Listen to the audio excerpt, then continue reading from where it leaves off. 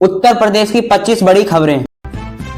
America की तरफ पाकिस्तान में एक बड़ा निवेश करने जा रहा है। ये निवेश पाकिस्तान के बलूचिस्तान में रोकोडील कॉपर गोल्ड माइनिंग प्रोजेक्ट के लिए है। इस इन्वेस्टमेंट की राशि 1.3 बिलियन है। यह दुनिया के सबसे बड़े अंडर डिपॉजिट में से एक है, एक बड़ा विदेशी निवेश है। इस डेवलपमेंट में से जुड़े अधिकारियों के मुताबिक यह निवेश यूएस समर्थन फाइनेंशियल स्थानों के जरिए किया जाएगा। अमेरिका का यह कदम वाशिंगटन के अहम मिनार सप्लाई चेन को सुरक्षा करने का हिस्सा है। साथ ही पाकिस्तान के साथ अमेरिका के आर्थिक संबंधों को मजबूती करने के लिए बड़ी कोशिश है। पाकिस्तान ईरान सीमा के पास स्थित रोकोडिक प्रोजेक्ट को बोरिक गोल्ड पाकिस्तान सरकार और बलूचिस्तान के अधिकारियों की समझदारी में डेवलप किया जा रहा है।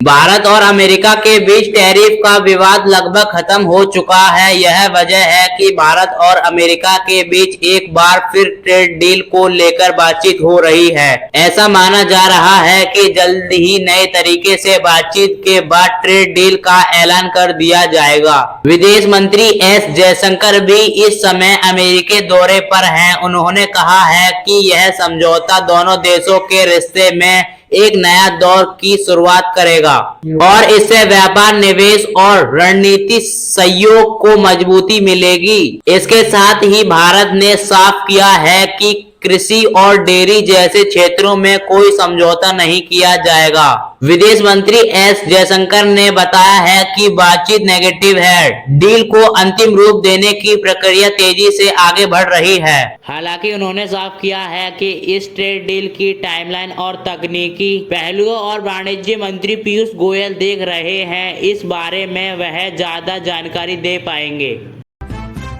केंद्रीय वाणिज्य मंत्री पीयूष गोयल ने गुरुवार को बड़ी घोषणा करते हुए बताया है कि भारत और खाड़ी सहयोग परिषद के बीच मुक्त व्यापार समझौते को लेकर बातचीत एक बार फिर से शुरू होने जा रही है। यह फैसला ऐसे समय में लिया जा रहा है जब भारत हाल ही में यूरोपीय संघ और संयुक्त अरब अमीरात के साथ अहम व्यापारिक समझौता कर चुका है। जीसीसी 6 खाड़ी देश का महसूस है, जिसमें सऊदी अरब, संयुक्त अरब अमीरात, कतर, कुवैत, ओमान और बहरीन शामिल हैं। पीयूष गोयल ने कहा कि यह भारत और इन देशों के बीच व्यापारिक रिश्ते करीब 5000 साल पुराने हैं और वहां की अर्थव्यवस्था में बड़ा योगदान दे रहा है। इस प्रस्तावित समझौते का मकसद है कि सामान और सेवाओं का लेन देन आसान हो, निवेश बढ़े और नीतियों में स्थिरता आए। भारत और जीसीसी के बीच बातचीत ऐसे वक्त में फिर शुरू होने जा रही है जब इलाके की राजनीति काफी संवेदनशीलता बनी हुई है। सितंबर 2025 में सऊदी अरब और पाकिस्तान ने एक सामरिक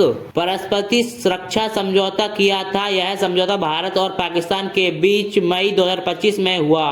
सैन्य तनाव, जिसे ऑपरेशन सिंदूर कहा गया, ये कुछ महीनों बाद हुआ था।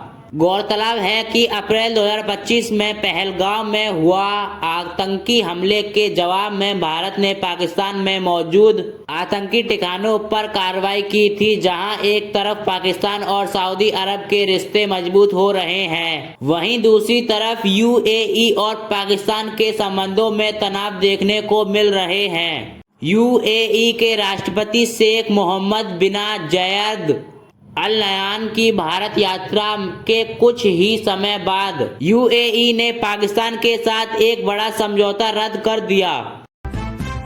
पश्चिम बंगाल में इस समय विधानसभा चुनाव से ठीक पहले मुख्यमंत्री ममता बनर्जी ने मतदाता सूची के विशेष गहन पुनरीक्षण के रद्द को लेकर राजधानी दिल्ली में मोर्चा खोल दिया है। सुप्रीम कोर्ट में खुद मौजूद रहने से लेकर चुनाव आयोग के साथ बैठक तक मुख्यमंत्री ने इन 3 दिनों में जोरदार तरीके से केंद्र सरकार को घेरा। ममता बनर्जी की छवि संसद से लेकर सड़क पर संघर्ष करने वाले नेता की रही है, लेकिन बुधवार को वह सुप्रीम कोर्ट में जजों को दलील देती दिखी। दिल्ली में एसआईआर का मुद्दा जिस तरह से अदालत से लेकर चुनाव आयोग तक उछला, उसे एक संदेश के रूप में देखा जा रहा है। ममता लड़ाई किसी भी स्तर पर लड़ सकती हैं। ममता की यह राजनीतिक शैली रही है कि रणनीति टकराव मोर्चा खुद संभलती है, चाहे यह लड़ाई संस्थान से हो या किसी पार्टी से। ममता बनर्जी ने दिल्ली दौरे के दौरान सबसे ज्यादा चर्चा उसी सुप्रीम कोर्ट में मौजूदगी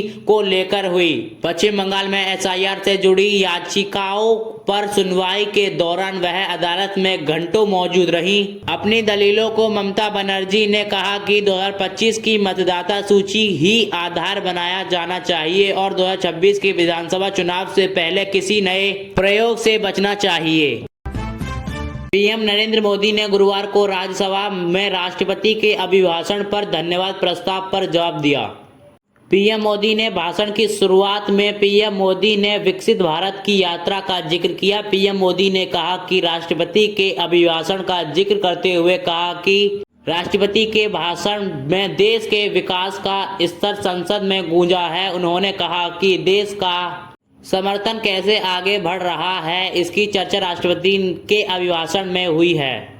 उन्होंने कहा कि 21वीं सदी का पहल कटर पूरा हो चुका है। पीएम मोदी ने कहा कि विकसित भारत के निर्माण की दिशा में दूसरा कटर भी उतरने की समर्थनवाद होने वाला है। पीएम मोदी ने कहा कि शक्ति का आशीर्वाद हमारे साथ है। भारत आज विश्व में चुनौतियों का समाधान देने वाला देश और आशा की किरण बना हुआ है। उन्होंने कहा कि हम समाधान दे रहे हैं। पीएम ने कहा कि भारत का ग्रोथ बहुत हाई है, यह हमारी अर्थव्यवस्था की मजबूती को प्रदर्शित करता है। पीएम मोदी ने कहा कि हम जिस गति से आगे बढ़ रहे हैं, आज हम दुनिया की तीसरी नंबर की अर्थव्यवस्था बनने की तरफ बढ़ रहे हैं। उन्होंने कहा कि आज साइंस, स्पेस, स्पोर्ट्स हर क्षेत्र में भारत आज आत्मविश्वास से भरा हुआ है। दुनिया आज नए ग्लोबल आयर की तरफ बढ़ रहा है। पीएम ने कहा कि द्वितीय विश्व युद्ध के बाद एक वर्ल्ड आयर बना था, अब एक नया वर्ल्ड आयर बन रहा है। इसमें झुकाव भारत की तरफ है। उन्होंने कहा कि विश्व मित्र के रूप में, विश्व बंधु के रूप में आज भारत अनेक देशों का विश्व पार्टनर बना है।